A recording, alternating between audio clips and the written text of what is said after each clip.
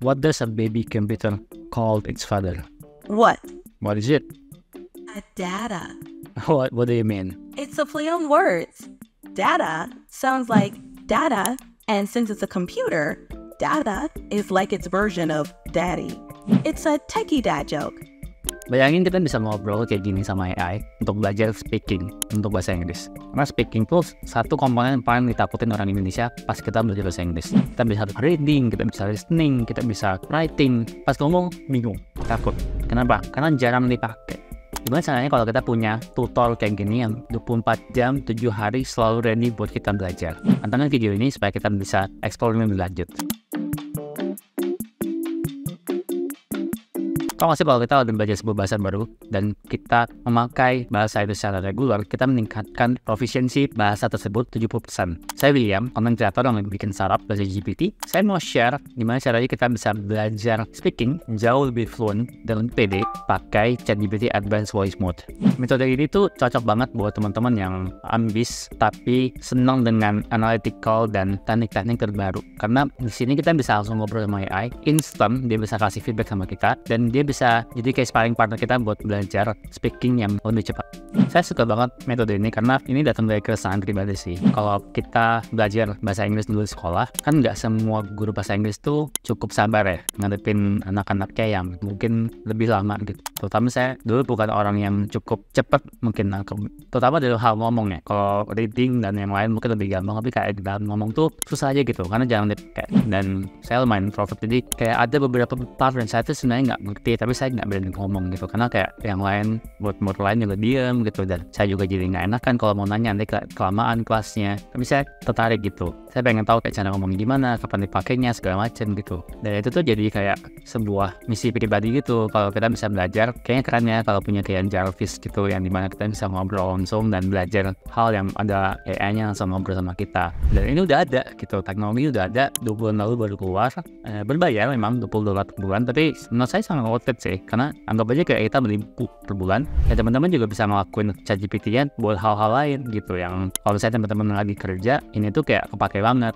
Bayangin kayak seberapa banyak peluang-peluang yang kita nggak bisa ambil hanya karena kita ngomong bahasa Inggrisnya nggak lancar. Personally buat saya banyak. Saya ingat banget saya pernah mencoba tes magang di salah satu perusahaan tobacco yang gede banget di Indonesia, dibayarin semua transport segala macamnya, tapi nggak lolos. Walaupun saya ngerasa pede banget, simply karena semuanya full in English. Zaman itu saya belum sesering ini memakai bahasa Inggrisnya. Dan saya ngerasa kayak, saya tuh nggak kalah pinter loh sama yang lain. Tapi saya sebenarnya nggak bisa ngomong aja gitu. Gimana caranya supaya saya bisa ngomong gitu. Nah ini udah ada nih teknologi, walaupun telat ya. Karena udah mungkin kayak 10 tahun lebih. Tapi udah gitu. Setelah udah ada, kita bisa mungkin tangkap nih peluang-peluang yang ada. Dan kita juga bisa pakai ini buat belajar bahasa-bahasa lain. Kayak bahasa Mandarin dan sebagainya gitu. Nanti mungkin saya bakal tunjukin di akhir video. Jadi cara pertama adalah teman-teman buka dulu ChatGPT. Ini kebetulan saya pakai iPad, sebenarnya bisa pakai HP, tapi ini biar kelihatan aja di video. Terus pilih voice mode, nanti ada gambar kayak gini. Ini artinya kita udah masuk ke advanced voice mode. Terus kita bisa ngobrol, kita minta AI-nya, kita set konteks dulu, kita mau ngobrolin apa. Can you help me learn speaking by simulating a conversation with you being an interviewer and me being a user, but I'm trying to apply for a marketing intern for FMCG company. Sure, William. Let's dive into a mock interview. I'll be the interviewer. Here we go. Hello, William. Thank you for coming in today. Let's start by hearing a bit about yourself and why you're interested in a marketing internship with our company. Nah, di posisi ini kita tinggal ngobrol aja kayak kita lagi ngobrol biasa gitu. Jadi teman-teman bisa pilih topiknya macam-macam, kayak kita lagi ngobrol casual, misalnya kita ngobrol dalam business konteks. Di kasus ini kita pakai business konteks. Kita bisa pakai topik-topik lain yang mungkin sesuai dengan apa yang teman-teman lagi pelajarin gitu. Tapi kita bisa simulate, dan saya suka simulate role playing karena ChatGPT nanya, saya jawab. So my name is William and my background is I have a college in Parahyangan Catholic University, and I have a huge interest in digital marketing since my second year of college. I built several websites and I'm also interested in AI art. So I'm planning to gain some experience in FMCG company as an intern. It's great to meet you, William. I see you've built several websites and have a strong interest in digital marketing. Can you tell me more about how your experience and interests align with what we're looking for in a marketing intern? Oke.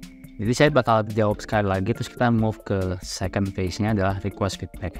So my experience is in building websites. As you know, websites is one of the key channels in digital marketing and also a way for us to present ourselves in the internet. I also have interest in tagging and analytics to understand what's the data behind the website and then understand the user behavior so we can improve the user journey. That's fantastic, William. Your experience with websites and your interest in tracking and analytics are highly relevant to digital marketing. How do you think your skills with user behavior analysis could benefit our company's marketing strategies? Can you review my answer? How was my pronunciation? Did I use the correct tenses in my response? Your pronunciation was clear, and you used the correct tenses. Great job. You said, my experience is in building websites. As you know, websites are one of the key channels in digital marketing and also a way for us to present ourselves on the internet. I also have an interest in tracking and analytics to understand the data behind websites and then understand the user behavior so we can improve the user journey. Jadi dia bisa mengingat gitu kita ngomong apa dan nanti kayak dia ngulang apa improvement yang kita punya gitu. Can you give me improvement for my speaking skills? Absolutely. Here are a few tips. 1. Pace and clarity.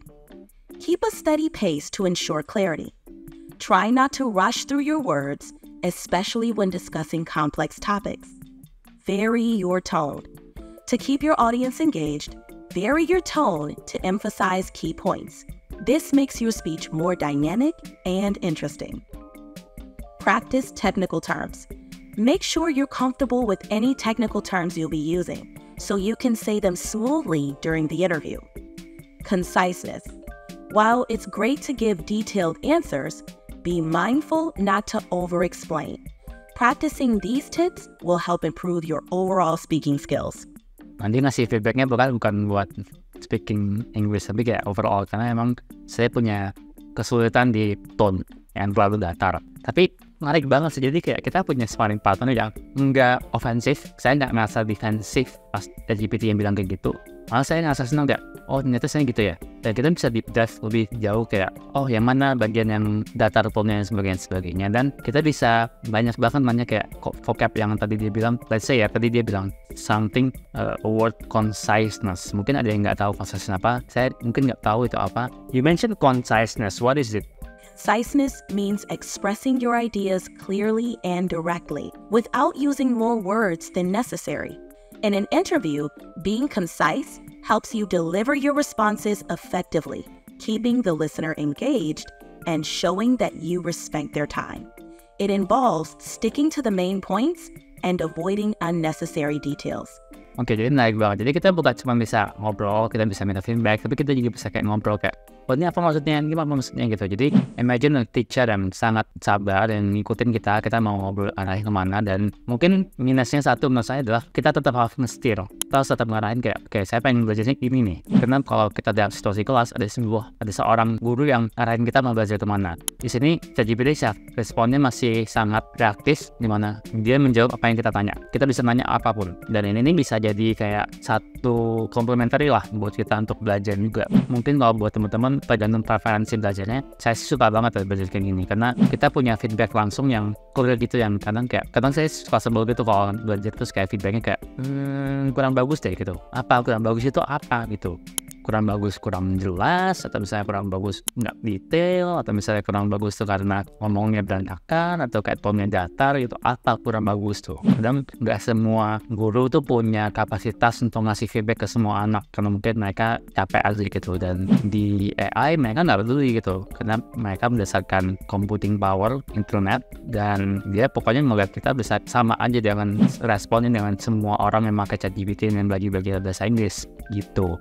Jadi menurut saya tahap paling penting adalah kalau teman-teman mau pakai ini untuk meningkatin speaking skills, ngobrol pakai setiap hari dan tentuin learningnya mau ngapain gitu. Kalau misalnya teman-teman udah punya buku pelajaran misalnya kayak let's say IELTS gitu kan, itu panduannya step by stepnya apa aja yang harus pelajari, pakai itu jadi panduan menunjukkan frameworknya apa dan itu dipakai buat ngobrol. Bayangin kalau teman-teman tuh ngobrol satu topik terus-menerus untuk bahasa yang baru, kecepatan teman-teman untuk PD itu jauh lebih cepat. Kalau di speaking, itu kuncinya itu adalah PD dulu. PD itu datang dari kita ngerasa cara ngomong kita benar, pronunciation-nya benar, tone-nya benar, dan kita bakal jauh lebih PD ngobrol sama orang kalau kita pronunciation-nya benar dan punya AI yang ngasih tahu kita ini benar loh, ada validasinya. Coba praktis 15 menit satu hari dan lihat pasti improve speaking skills-nya. Karena teman-teman bakal dapat instant feedback, ada real time buat dikasih tahu salahnya di mana, dan kayak bisa ngobrol langsung aja gitu kayak, oh gue nggak ngerti nih. Kalau misalnya teman-teman nggak nyaman pakai bahasa Inggris full, bisa pakai bahasa Indonesia juga ngobrolin. Jadi kayak ngobrol sama guru biasa aja.